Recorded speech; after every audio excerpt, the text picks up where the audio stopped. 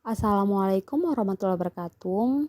Hai teman-teman, di video kali ini kita akan membahas tentang soal bimbing konseling beserta pembahasannya. Mari kita belajar. Kita masuk soal nomor 1. Seorang konseli yang sedang menghadapi masalah pencurian uang dipanggil oleh guru bimbingan konseling atas laporan wali kelas. Konseling ini memohon kepada guru bimbingan konseling untuk tidak menceritakan masalahnya kepada siapapun. Untuk menjaga rahasia konseling ini, maka tindakan yang tepat dilakukan adalah A. Memohon izin kepada konseli untuk memberitahu orang tuanya. B. Melakukan konseling agar konseli mengubah kebiasaan mencuri. C. Melaporkan kepada wali kelas bahwa telah dilakukan konseling. D. Menasehati konseli untuk tidak mencuri lagi.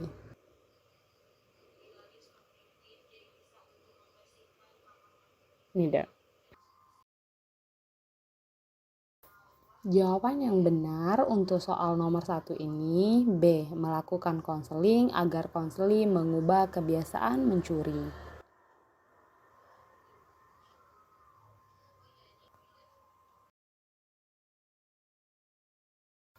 Kita masuk soal nomor 2 Bapak Ibu. Sebelum menyusun RPL, bimbingan konseling, langkah penting yang perlu dilakukan oleh guru bimbingan konseling yaitu A. Analisis kebutuhan atau need assessment. B. Penyusunan program berdasarkan skala prioritas. C. Pemetaan tema, topik, materi. D. Mengidentifikasi sarana dan prasarana yang dimiliki. E. Mengadakan rapat koordinasi. Jawaban yang benar untuk soal nomor 2 ini apa Bapak Ibu?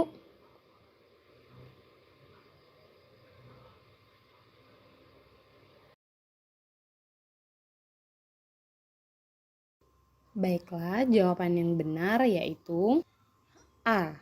Analisis kebutuhan atau yang sering disebut dengan need assessment.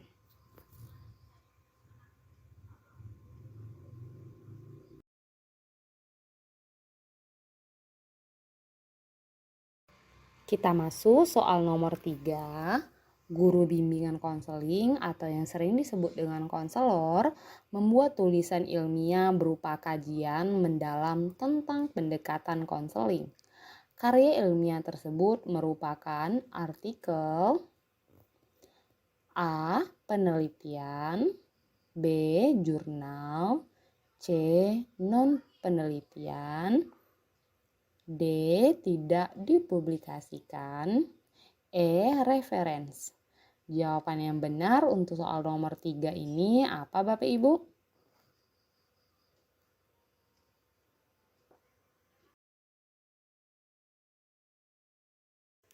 Jawaban yang benar untuk soal nomor 3 C. Non-penelitian.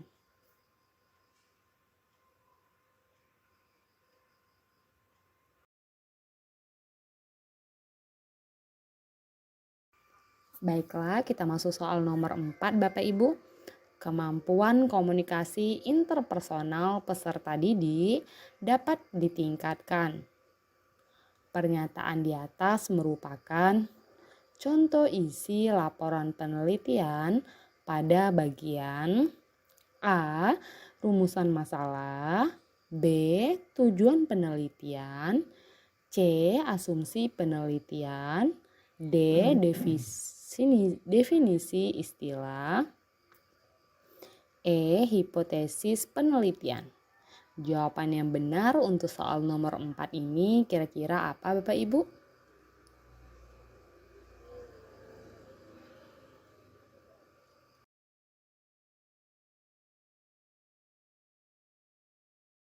Baiklah, untuk soal nomor 4 ini jawabannya yang benar hipotesis penelitian.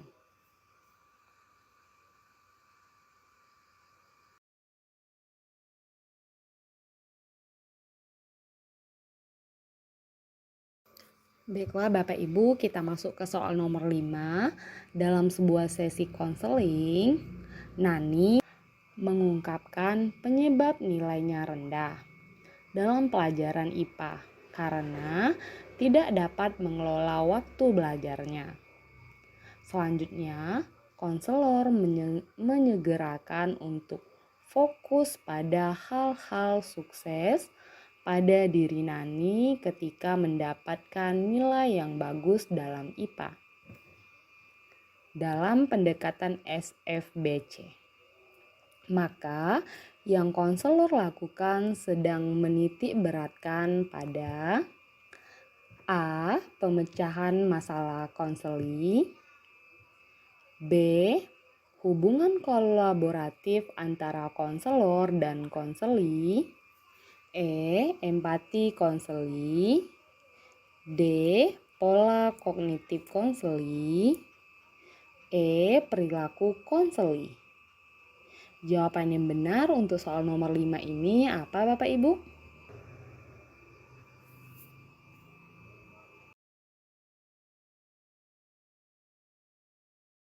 Baiklah, jawaban yang benar untuk soal nomor 5 ini Bapak Ibu, D. Pola kognitif konseli.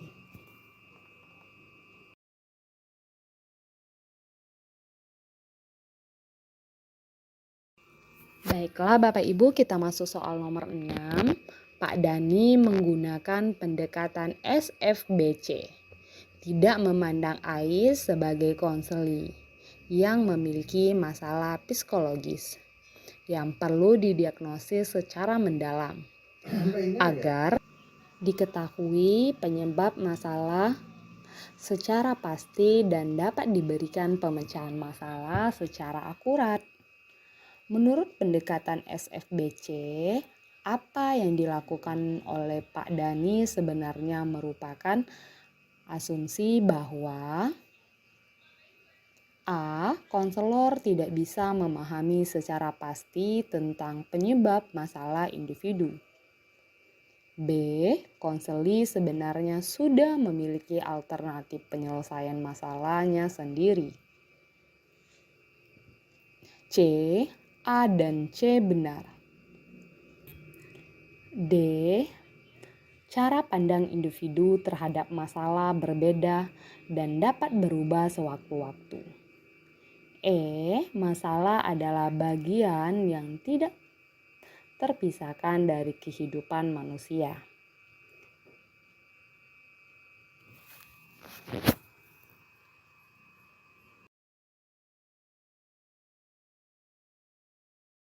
Baiklah, jawaban yang benar untuk soal nomor 6 ini yaitu A dan C benar.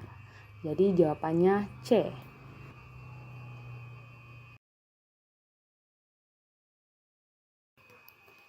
Kita masuk soal nomor 7 Bapak Ibu. Pelayanan, bimbingan, dan konseling diberikan kepada warga belajar. Dalam program paket A ada paket B dan paket C, agar mereka lebih memahami diri sebagai bekal bekerja. Ini termasuk dalam bidang pengembangan A. Pengembangan karir, B. Kehidupan sosial, C. Kehidupan pribadi, D.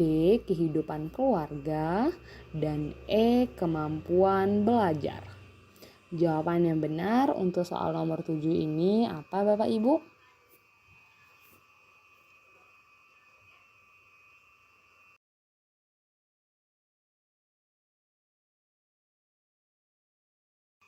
Baiklah, jawaban yang benar untuk soal nomor 7 A. Pengembangan karir. Jadi, ini penting diberikan kepada siswa kita yang menggunakan program paket A, B, C agar bisa mereka memahami pengembangan karir mereka.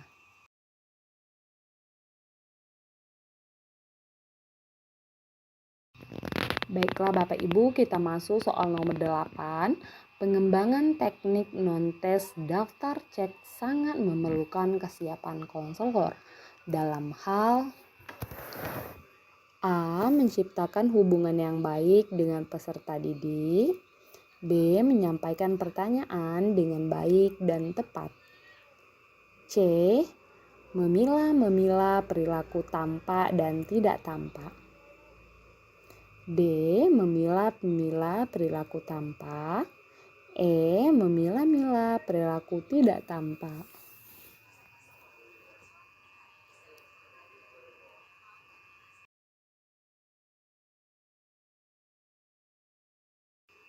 Baiklah, jawaban yang benar untuk soal nomor 8 yaitu D.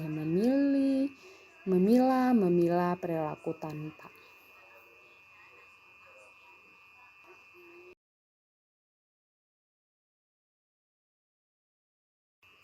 Baiklah Bapak Ibu, kita masuk soal nomor 9, pembelajaran dengan menyediakan contoh-contoh yang menunjukkan kesamaan-kesamaan atau perbedaan-perbedaan agar siswa yang berhadapan dengan contoh-contoh tersebut dapat menemukan sendiri atau diberitahu oleh guru tentang setiap unsur dari contoh tersebut. Kemudian, siswa merumuskan kembali hipotesis tentang memaknai contoh tersebut. Dan setiap contoh itu akan menyajikan informasi tentang karakteristik dan nilai atributnya. Model atau strategi pembelajaran tersebut adalah A. Berpikir induktif, B. Berpikir deduktif, C. Pencapaian konsep, D. Pengemas awal.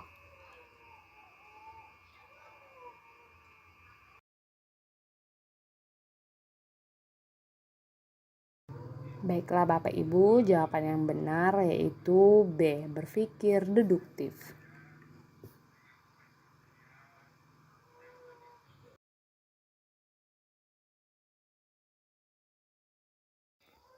Baiklah Bapak Ibu, kita masuk soal nomor 10. Ibu Ani mengajak siswa kelas 5 ke ladang jagung milik petani tetangga samping sekolah untuk mengamati tanaman jagung yang siap dipanen muda. Selanjutnya, Ibu Ani memeriksa laporan hasil observasi siswa. Dari hasil klasifikasi kecenderungan gaya belajar siswa diperoleh peringkat hasil belajar. Peringkat terbaik dari pembelajaran berupa observasi di luar kelas ini menunjukkan siswa memiliki kecenderungan belajar gaya belajar berhasil baik melalui A. Visual atau pandangan mata, auditif atau pendengaran. B. Visual, pandangan mata, kinestetik, gerak. C. Auditif, pendengaran, kinestetik, gerak. D. Auditif, visual, kinestetik. Nah, jawaban yang benar untuk soal nomor 10 ini apa Bapak Ibu?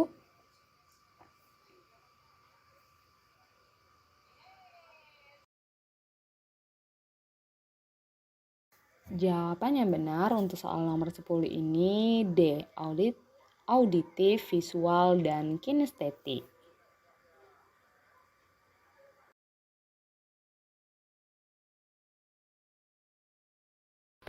Baiklah Bapak Ibu, kita masuk soal yang terakhir yaitu soal nomor 11. Angket dan skala psikologis pada hakikatnya merupakan jenis instrumen yang berbeda, namun sering dianggap sama oleh sebagian orang. Perbedaan angket dan skala psikologis terletak pada A. Data angket bisa digunakan dalam penelitian, sedangkan skala psikologis hanya untuk mengukur kondisi psikologis. B. Data yang diungkap angket berupa konstruk psikologis. Sedangkan skala psikologis mengungkap data faktual. C. Angket digunakan untuk mengukur aspek efektif, sedangkan skala psikologis digunakan untuk mengukur aspek kognitif. D. Hasil data angket perlu dilakukan uji reliabilitas, sedangkan hasil data skala psikologis bisa langsung digunakan. E.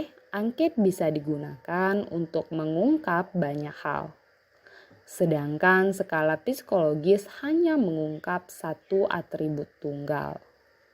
Nah, jawaban soal yang terakhir ini kira-kira apa Bapak Ibu?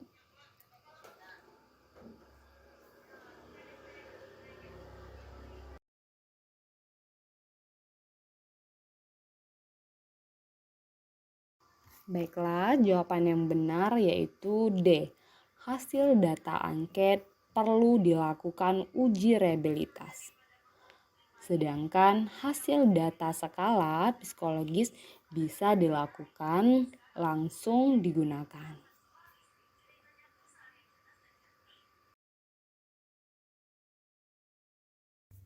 Baiklah Bapak Ibu, kita sudah hampir di penghujung video. Terima kasih sudah menonton. Jangan lupa subscribe and follow Ozrama Fitri biar saya semakin semangat untuk membuat videonya. Bye-bye. Assalamualaikum.